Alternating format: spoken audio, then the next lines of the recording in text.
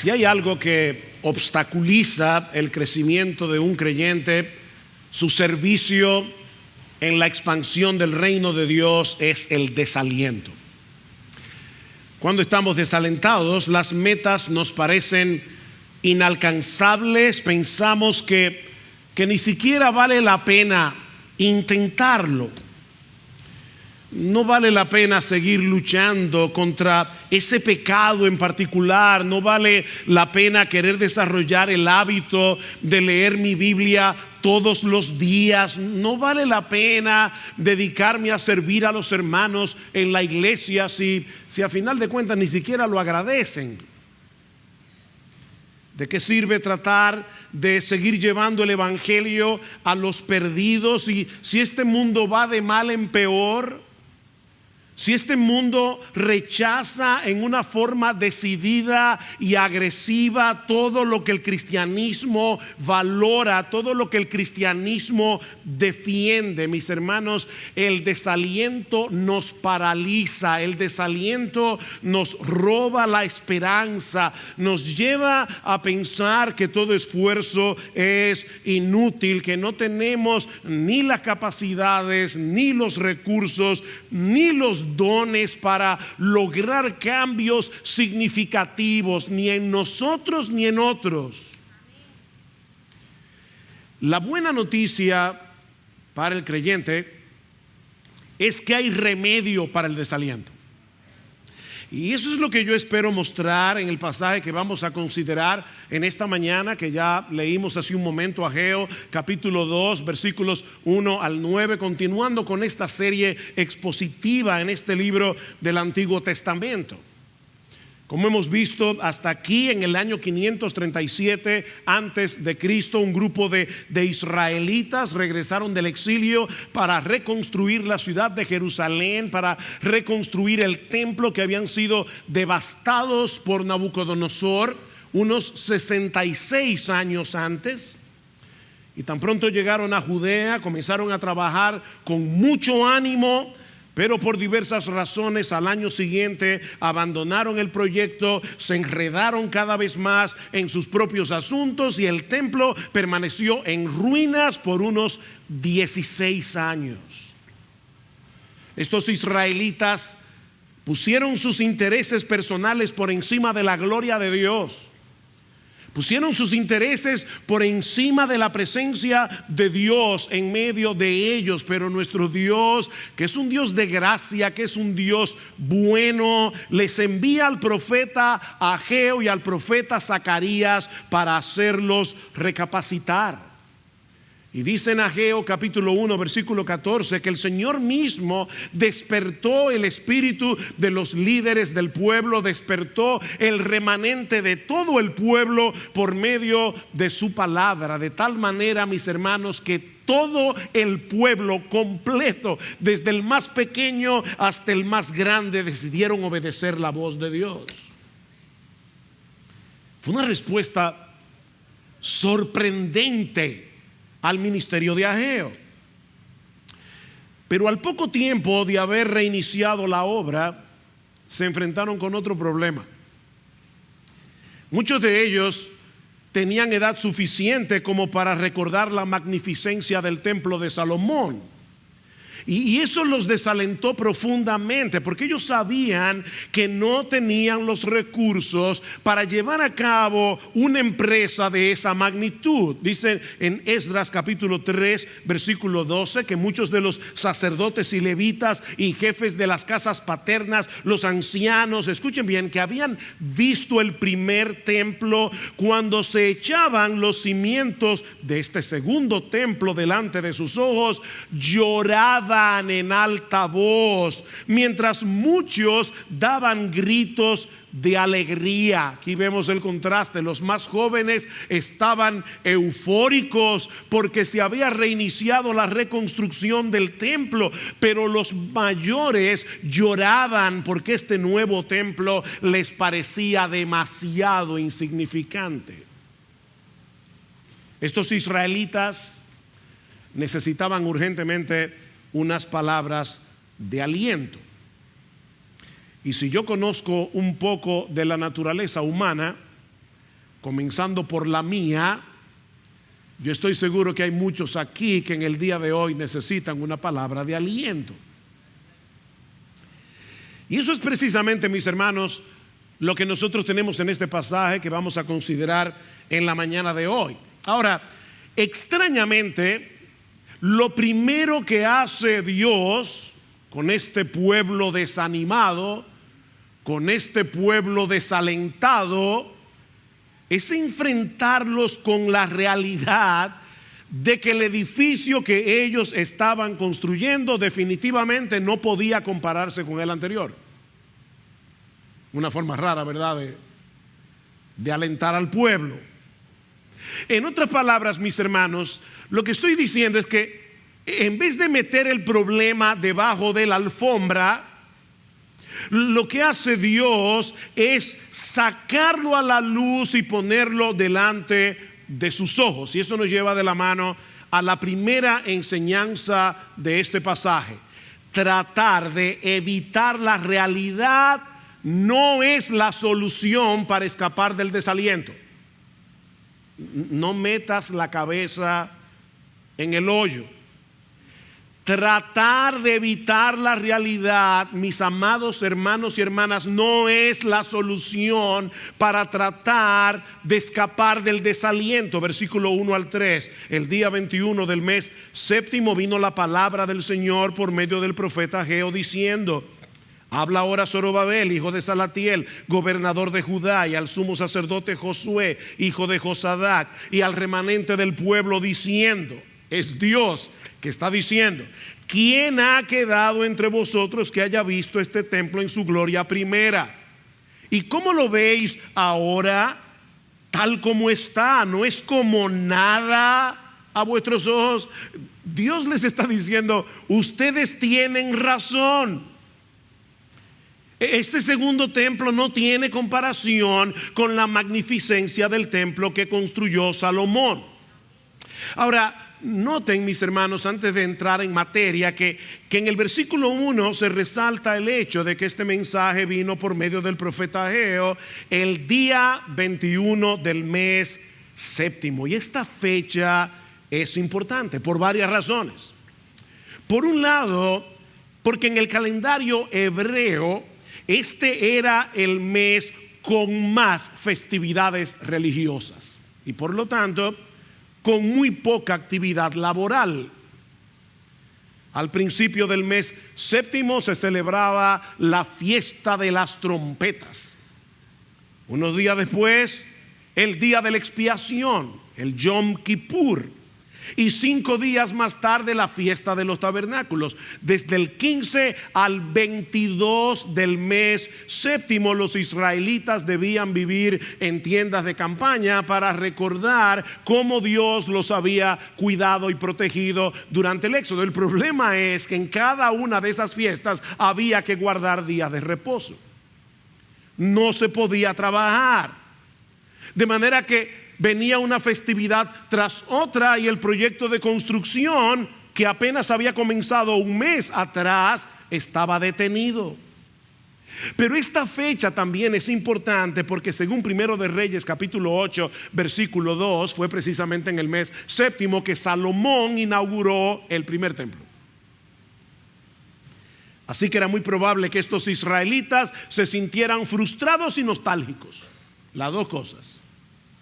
No habían podido adelantar todo lo que hubieran querido y el recuerdo del antiguo templo les resultaba muy doloroso.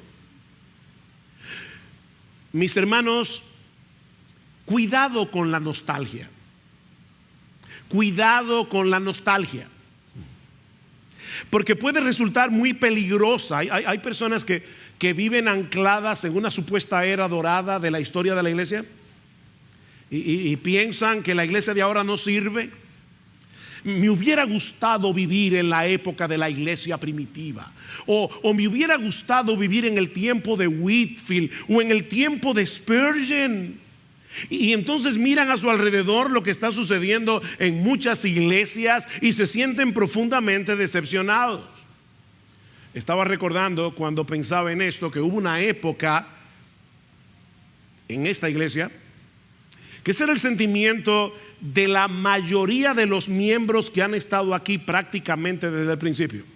Siempre que empezábamos a hablar de la historia de nuestra iglesia, cómo comenzamos hace 44 años atrás, en verano del año 1978, recordaban con mucha nostalgia aquellos primeros años cuando había tanto fervor por leer las escrituras, había tanto fervor por evangelizar, había tanto fervor por aprender de teología. Y ciertamente fue una época de verdad muy especial que debemos recordar con mucha gratitud. Pero mis hermanos, no todo era color de rosa. También había mucha inmadurez. También cometimos un montón de errores que jamás quisiéramos volver a repetir.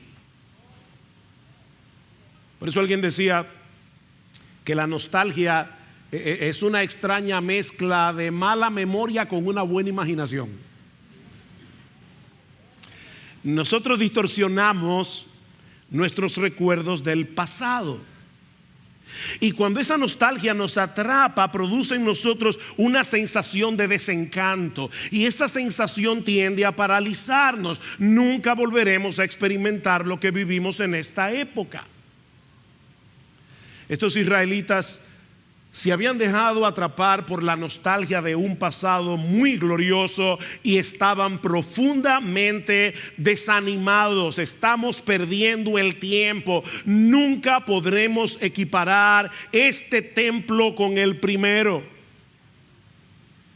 Pero entonces viene Dios por medio del profeta Ageo y les dice: ¿saben qué? Ustedes tienen razón. Ustedes tienen razón. Este segundo templo jamás será como el de Salomón. De hecho, si ustedes leen las escrituras, se van a dar cuenta de algo curioso. En este segundo templo, la Shekinah de Dios, la gloria de Dios que venía en una forma de nube, no vino sobre este templo.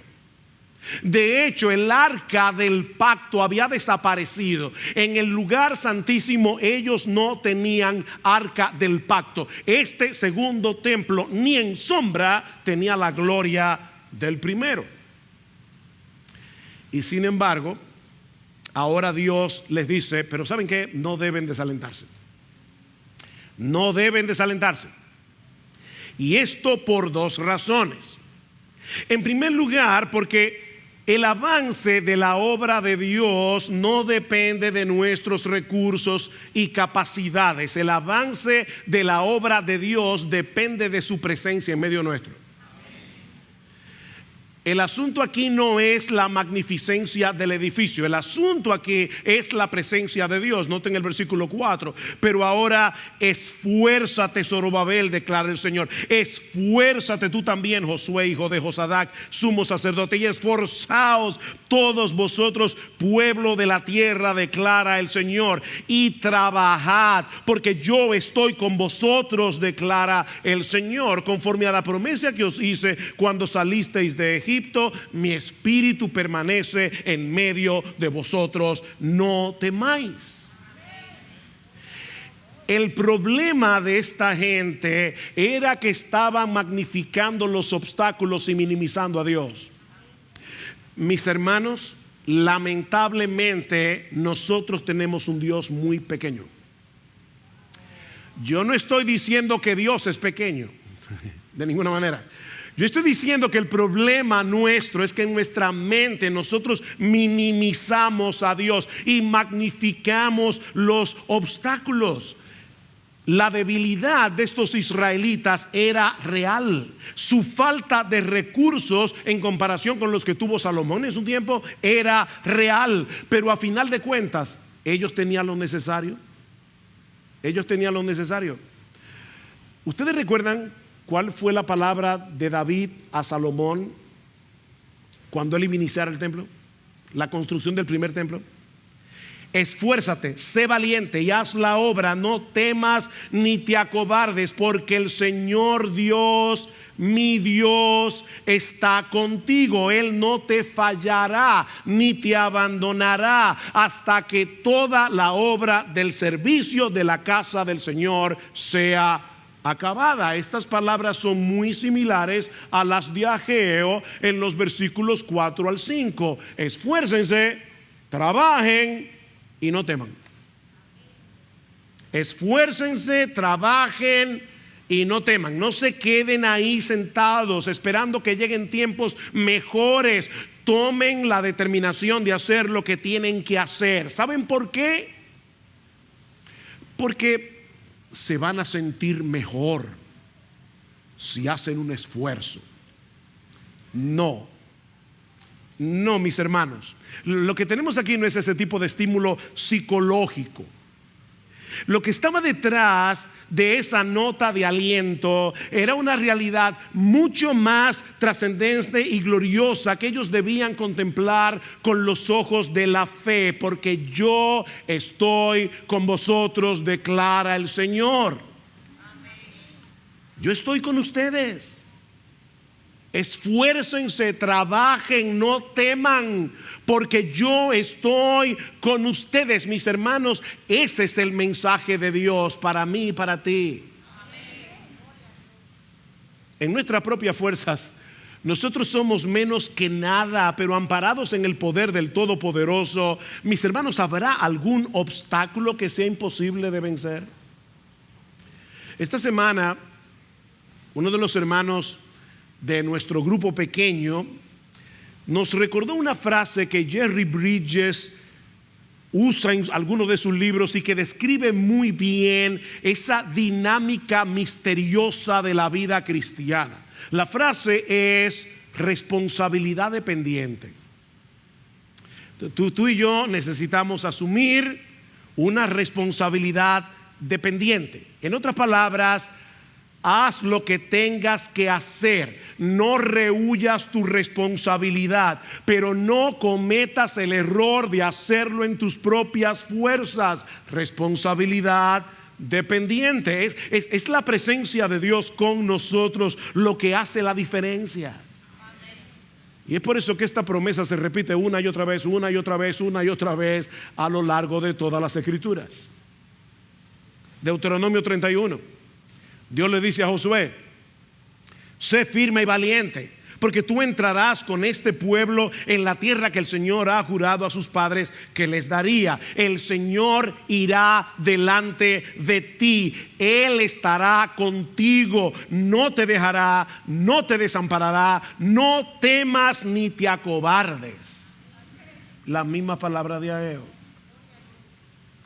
Y luego en Josué capítulo 1 versículo 5: nadie te podrá hacer frente en todos los días de tu vida. ¿Tú dices eso? Nadie te podrá hacer frente en todos los días de tu vida. ¿Por qué? Porque así como estuve con Moisés, estaré contigo. No te dejaré ni te abandonaré. Versículo 9: no te lo he ordenado yo. Sé fuerte y valiente. No temas, no te acobardes, porque el Señor tu Dios estará contigo por donde quiera que vayas.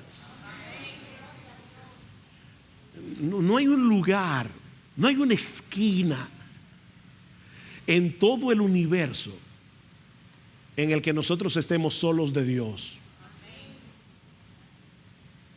Y así, créame, yo pudiera seguir citando un texto tras otro. Uno de los problemas que tuve esta semana fue saber qué texto coger, qué texto dejar.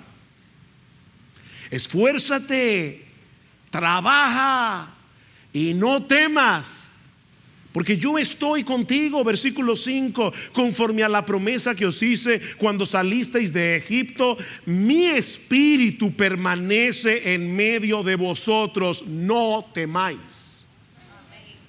No temáis.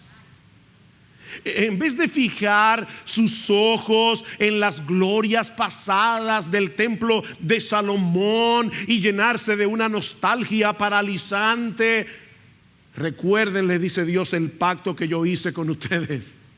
Cuando los saqué de la tierra de Egipto, yo les hice una promesa: que yo sería vuestro Dios, que ustedes serían mi pueblo, que mi espíritu estaría en medio vuestro, declara el Señor. El mismo espíritu que le dio orden al caos en la creación.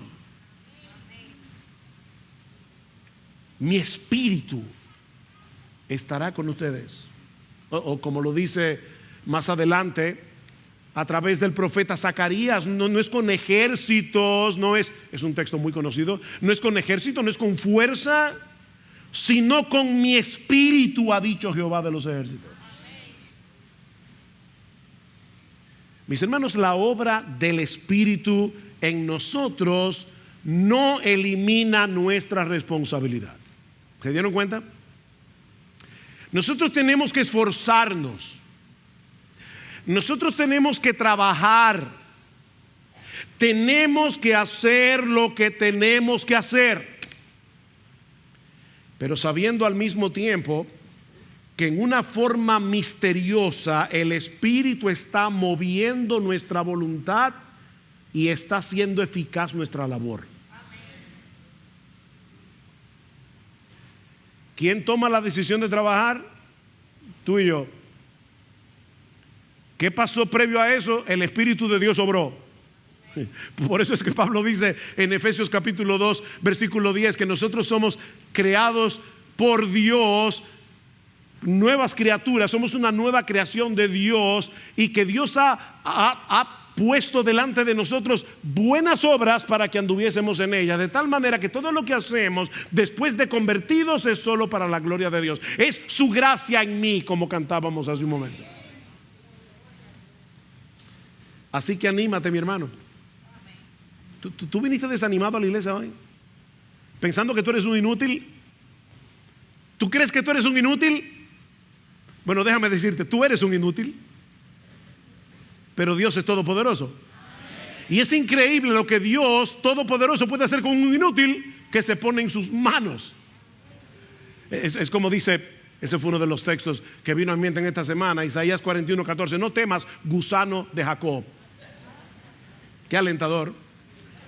Mañana serás un león. No, tú eres un gusano y seguirás siendo gusano, pero trillarás montes, vas a allanar collados, porque yo estaré contigo.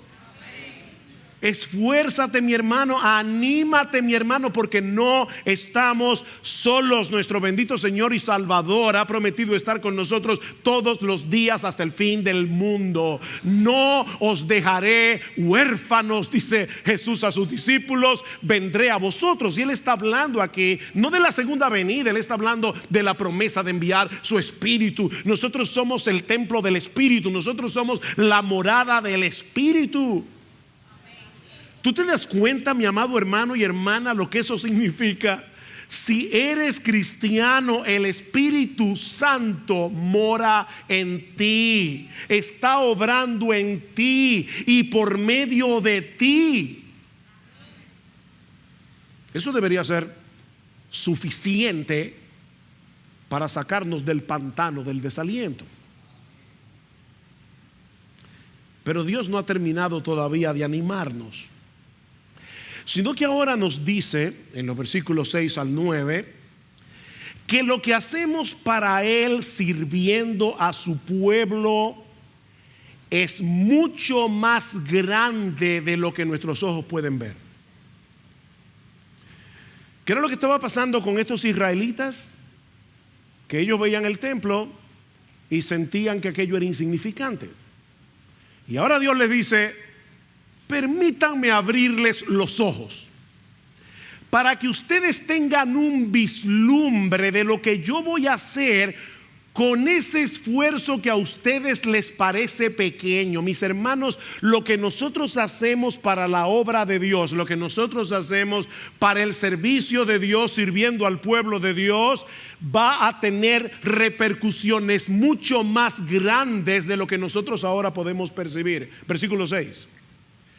Porque así dice el Señor de los ejércitos: una vez más, dentro de poco yo haré temblar los cielos y la tierra, el mar y la tierra firme, y haré temblar a todas las naciones. Vendrán entonces los tesoros de todas las naciones, y yo llenaré de gloria esta casa, dice el Señor de los ejércitos. Mía es la plata, mío es el oro, declara el Señor de los ejércitos. La gloria postrera de esta casa será mayor que la primera, dice el Señor de los ejércitos, y en este este lugar daré paz, declara el Señor de los ejércitos.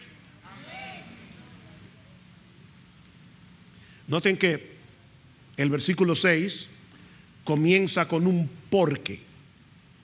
Hermanos, toda la escritura es inspirada por Dios. En la Biblia no hay una palabra de más. Ese porque conecta los versículos 4 al 5 con los versículos 6 al 9. Así que la idea es esta: esfuércense, trabajen y no teman, porque así dice el Señor de los ejércitos: hay algo que yo voy a hacer en el futuro y que ustedes deben comenzar a contemplar ahora con los ojos de la fe. Esa es la idea. Estos israelitas se sentían desanimados cuando veían el edificio que ellos estaban construyendo. Como acabo de decir, les parecía insignificante, pero ahora Dios quiere que ellos levanten sus ojos por encima del horizonte. Mis hermanos, es tan necesario que por medio de la fe nosotros miremos más allá, nosotros veamos por encima del horizonte, nosotros veamos más allá de los poderes políticos, nosotros veamos más allá del descalabro de nuestra cultura, nosotros miremos más allá de los poderosos que están tratando de implantar una agenda anticristiana en todo el mundo occidental. Tú y yo necesitamos urgentemente mirar más allá y ver lo que Dios está preparando para el futuro.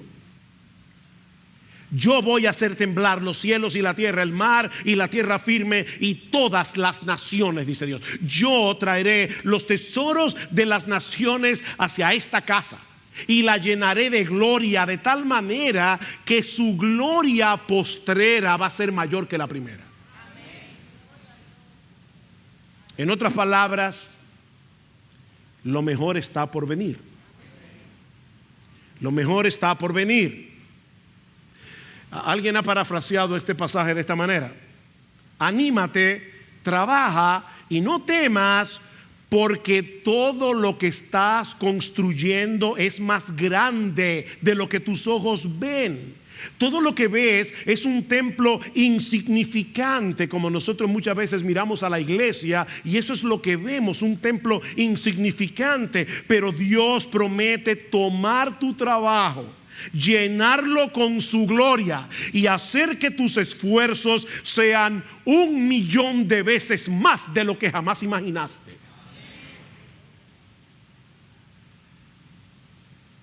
Ese templo que se estaba construyendo en los días de Ageo era un pequeño eslabón en la historia de la redención, en una cadena de eventos extraordinarios que Dios iba a llevar a cabo, dice él en el versículo 6, dentro de poco.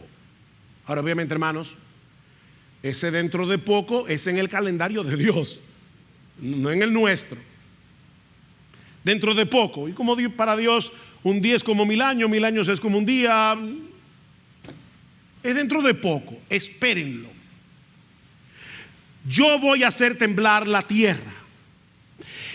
Mis hermanos, siempre que se usa esa frase, ese tipo de expresión en las escrituras, es para referirse a una manifestación visible de la presencia magnificente de Dios. ¿Recuerdan lo que pasó en el monte Sinaí? Cuando Dios descendió para dar la ley al pueblo, dice que el monte humeaba, dice que vino un gran temblor, dice que se oía un sonido de bocina. El pueblo estaba aterrado porque Dios había descendido del cielo con toda su magnificencia a encontrarse con su pueblo. De manera que lo que él está diciendo aquí es que él mismo se haría presente en medio de su pueblo en la magnificencia de su gloria. O sea, lo que el templo del Antiguo Testamento representaba se haría realidad. ¿Qué era lo que ese templo representaba? La presencia de Dios. Y ahora Dios está diciendo: no se preocupen, yo voy a hacer temblar los cielos, yo voy a hacer temblar la tierra, porque yo mismo vendré. y me haré presente en medio de su pueblo. ¿Cuándo se cumplió esta profecía? Bueno, inicialmente se cumplió en la encarnación del Hijo de Dios, cuando la segunda persona de la Trinidad asumió una naturaleza humana para venir a salvarnos. Juan capítulo 1, versículo 1: en el principio era el verbo era con Dios, el verbo era Dios. ¿Y qué dice en el versículo 14? Y aquel verbo fue hecho carne y vimos su gloria, gloria como del unigénito del Padre, lleno de gracia y de verdad. Jesucristo es el templo de Dios. Es por eso que en el capítulo siguiente, en Juan capítulo 2, cuando el Señor es retado por la limpieza del templo, ¿qué les dice Cristo? Destruid este templo y en 3 días yo lo levantaré. Y Juan aclara en una nota editorial, pero él hablaba del templo de su cuerpo.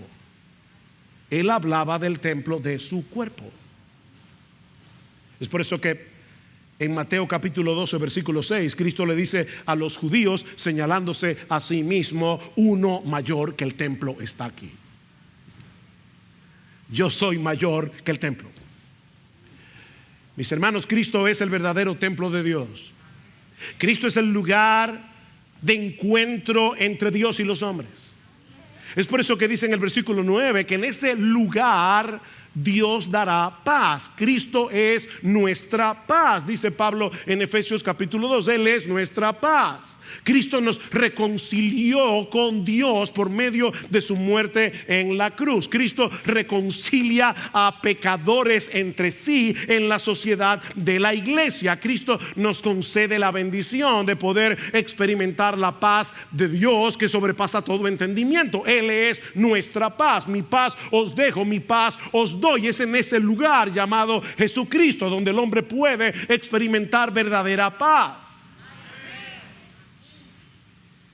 Y Él está atrayendo hacia sí a todos los elegidos del Padre y formando con ellos un gran templo espiritual en el que manifiesta su gloria, como dice Pablo en Efesios capítulo 3 versículo 21. A Él sea gloria en la iglesia, en Cristo Jesús, por todas las edades. Es en ese contexto que los tesoros de las naciones serán traídos y consagrados a Dios. Yo estoy consciente de que la Reina Valera del 60 dice: y vendrá el deseado de las naciones, pero ahí hay un problema. El verbo está en plural. Lo que dice es vendrán.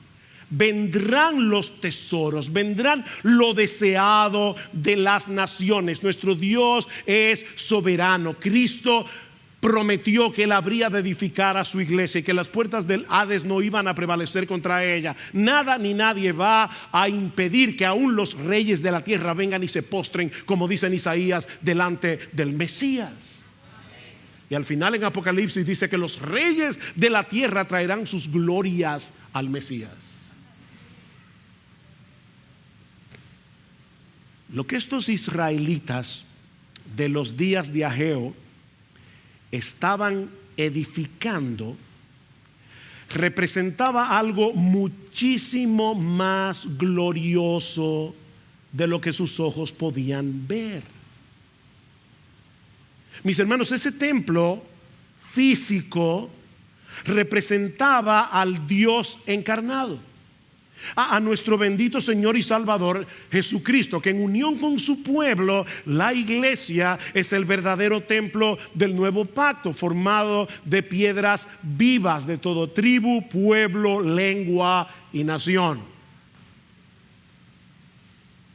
y que ya no se encuentra limitado a la ciudad de Jerusalén, sino disperso en el mundo entero. Ahora déjame ayudarte a ver las implicaciones de todo esto para nosotros hoy. Porque es posible que algunos de nosotros estemos padeciendo de la misma miopía espiritual que tenían estos israelitas de los días de Ageo. Cuando ellos veían lo que estaban construyendo, les parecía insignificante. Ahora yo te pregunto, ¿y qué de nosotros hoy? Mis hermanos, ¿estamos nosotros conscientes de lo que implica trabajar para la edificación del templo de Cristo? Y no olviden que aquí no estamos hablando de este edificio de varilla y de cemento. Estamos hablando del verdadero templo.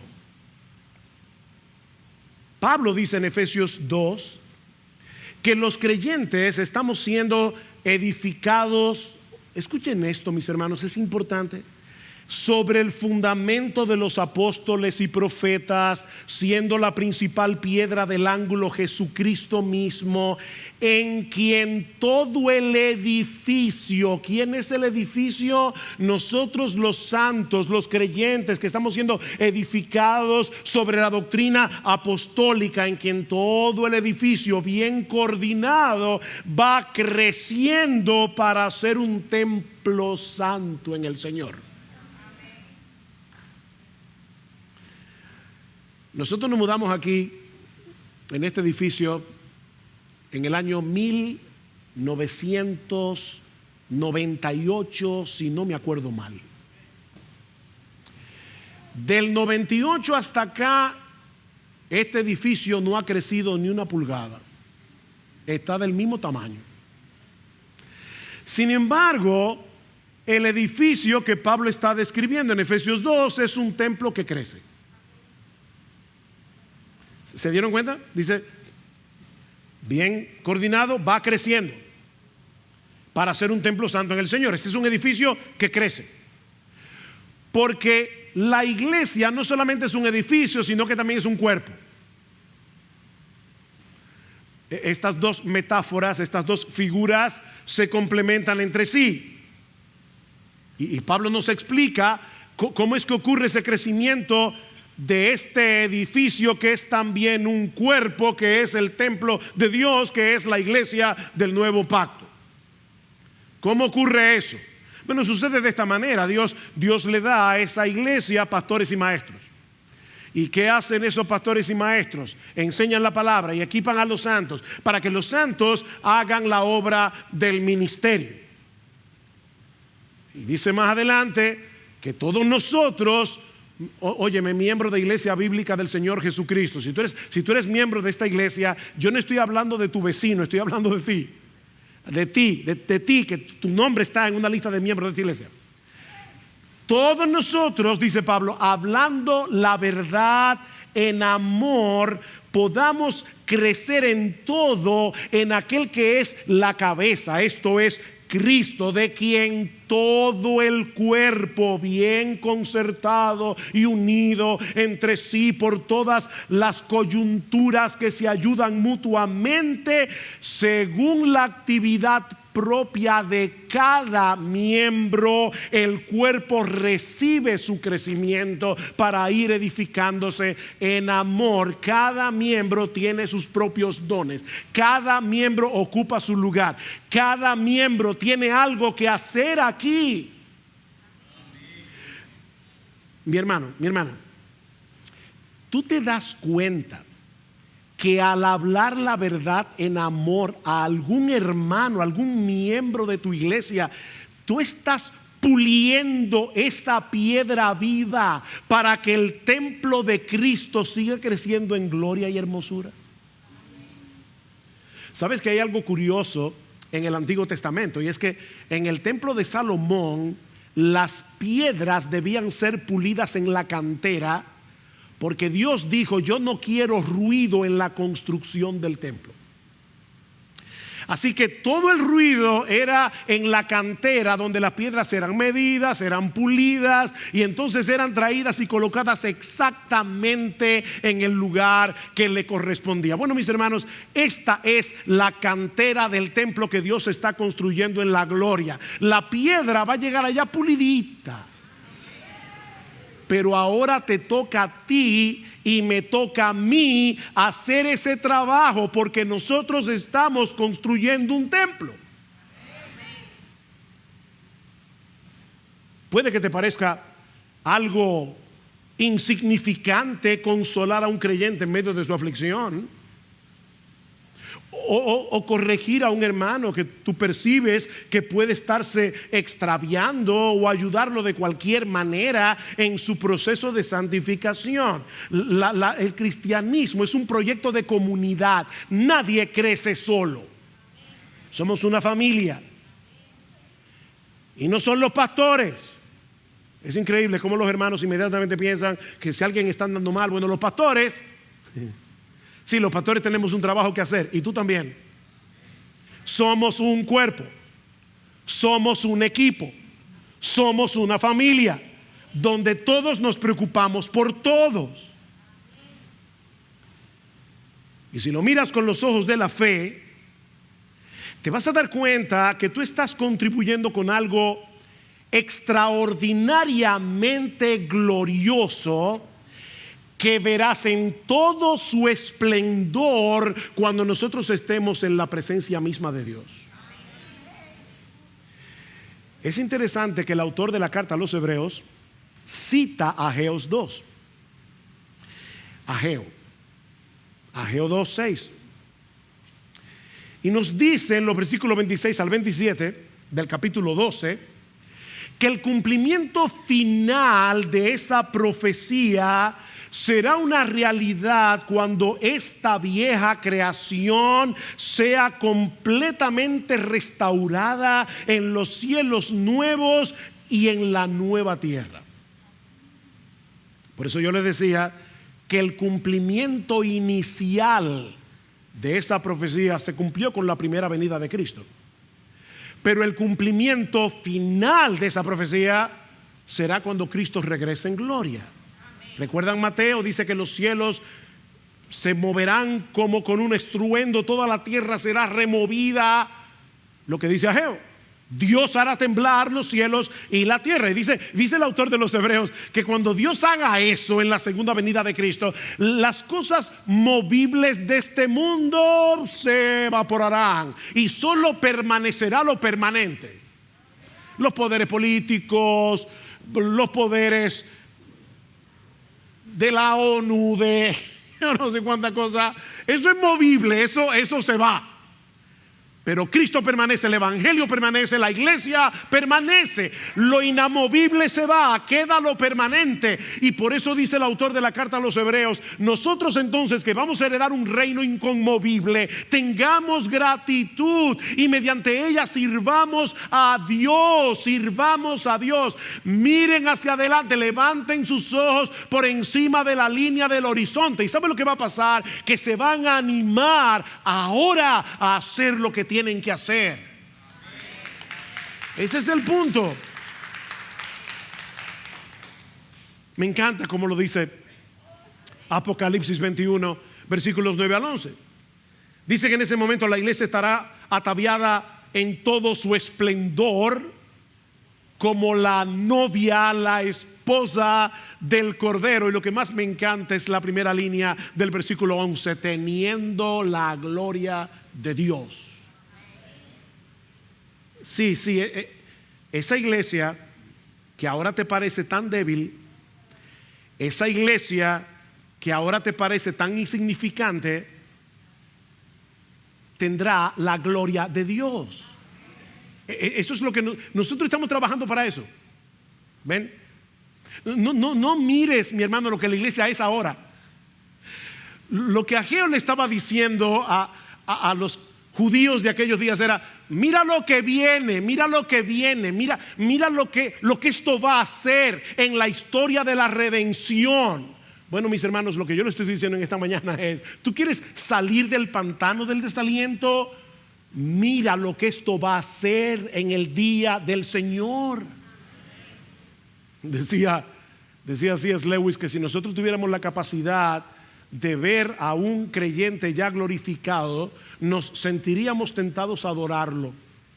Porque dice en Mateo capítulo 13 que los justos resplandecerán como el sol en el reino de su Padre. ¿Tú te imaginas a cada uno de los miembros de esta iglesia, sobre todo aquellos que no son exactamente lo que mejor te caen, resplandeciendo como el sol en el reino del Padre?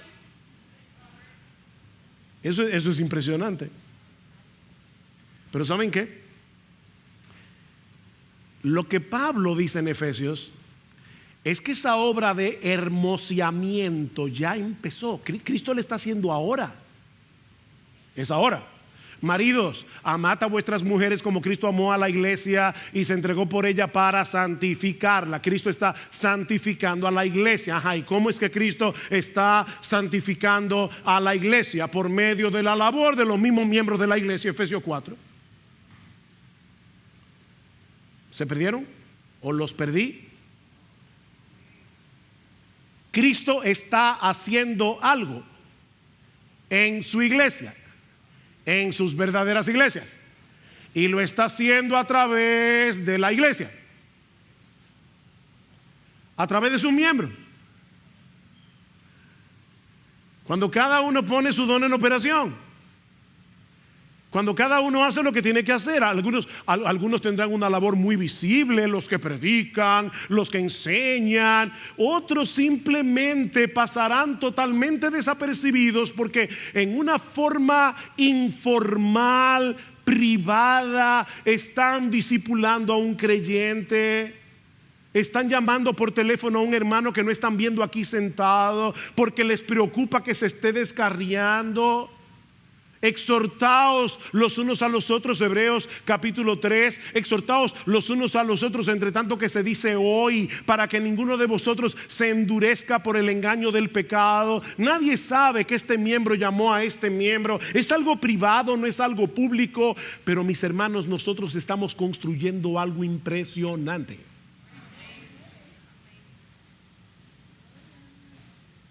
¿Te das cuenta de lo sorprendente que es todo esto? Mis hermanos, lo que estoy diciendo es que nuestro Señor Jesucristo está edificando a su iglesia a través de miles de pequeños esfuerzos. Nada dramático.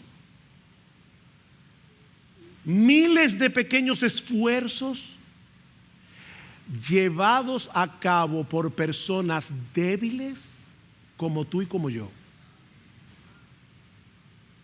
¿No te anima eso?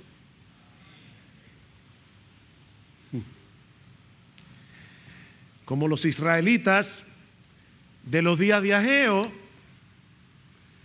nosotros estamos edificando algo 1000 veces más grande de lo que nuestros ojos hoy pueden ver. Dios está con nosotros y en nosotros por su Espíritu, moviendo nuestra voluntad, haciendo eficaz nuestra labor para que las cosas que hacemos para Él en beneficio de su pueblo, por insignificantes que ahora nos parezcan, cumplan su propósito para la edificación y el hermoseamiento de este templo. Miren, solo en el cielo nosotros vamos a saber cómo Dios usó una palabra tuya en un momento dado para darle una pulidita a una de estas piedras vivas. Es más, puede ser que a ti ya se te olvidó. Lo bueno es que Dios no olvida. Dice que Él tiene un libro de memoria. Dios tiene un libro allá arriba. Miren, mis hermanos, hasta un vaso de agua dice que Dios lo va a recompensar. Eso para mí me parece increíble, porque es Dios el que mueve nuestra voluntad, es Dios el que hace eficaz nuestra labor y luego Dios nos recompensa. Y Él no olvida.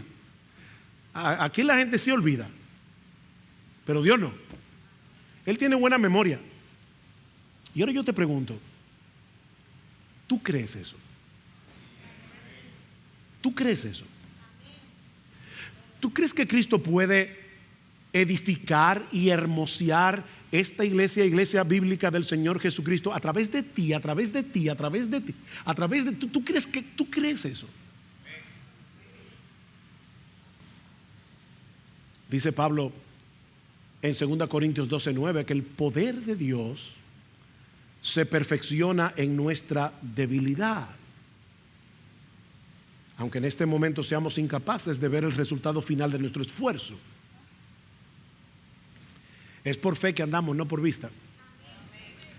Así que anímate, mi hermano, mi hermana, anímate a poner tus dones en operación, anímate a servir donde tengas la oportunidad de hacerlo, porque lo cierto es que lo que estás edificando ahora es mucho más grande de lo que eres capaz de ver.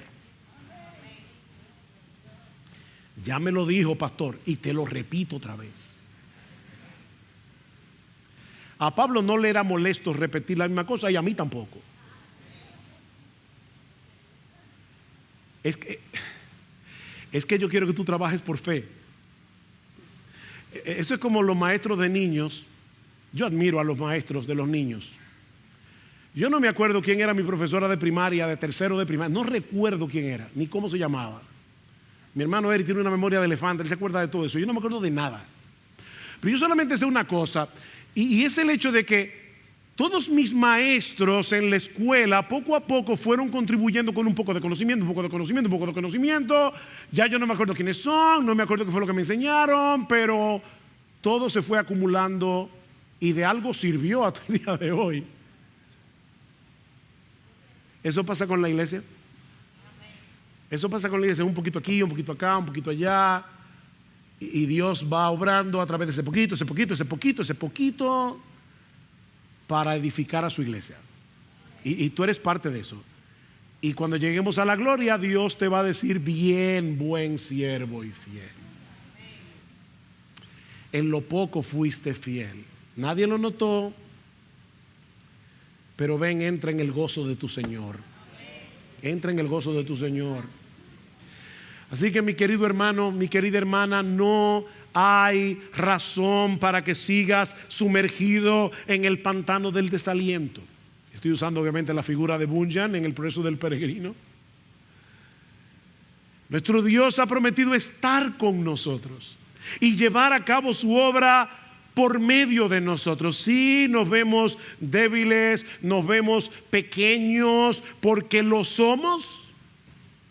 Pablo dice en 2 Corintios capítulo 4 versículo 7 que nosotros tenemos este tesoro, y se refiere obviamente al tesoro del evangelio. Nosotros tenemos este tesoro en vasos de barro. ¿Saben para qué? Para que la excelencia del poder sea de Dios y no nuestra.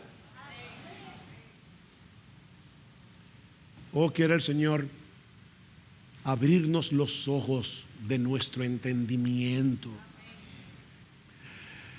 para que podamos vislumbrar con los ojos de la fe lo que ahora no podemos ver a simple vista. Que cada miembro de esta iglesia, tome hoy la decisión de ser un constructor responsable. O, para decirlo más precisamente, de forma teológica, que cada miembro de esta iglesia tome ahora la decisión de llegar a ser un constructor responsablemente dependiente del Espíritu de Dios. Responsablemente dependiente, cada uno según los dones, cada uno según las oportunidades que el Señor nos da. Querido hermano de IBCJ, esfuérzate, trabaja y no temas, porque el Señor está contigo. Ninguna labor que lleves a cabo por amor a Cristo y por el bien de su iglesia quedará sin fruto. Mi amado hermano, nada es insignificante, por pequeño que te parezca a ti, porque es a través de esos miles y miles y miles de pequeños esfuerzos que Cristo está llevando a cabo su promesa: yo edificaré mi iglesia. Permítame concluir con unas palabras de bendición, que es mi anhelo y oración por Iglesia Bíblica del Señor Jesucristo, y que resume extraordinariamente esta exhortación, este ánimo del profeta Ageo. Dice en Hebreos capítulo 13, versículo 20, que el Dios de paz, que resucitó de los muertos a nuestro Señor Jesucristo, el gran pastor de las ovejas por la sangre del pacto eterno, y ahora escuchen, os haga aptos en toda buena obra, para que hagáis su voluntad, haciendo Él en vosotros lo que es agradable delante de Él por Jesucristo, al cual sea la gloria por los siglos de los siglos. Amén.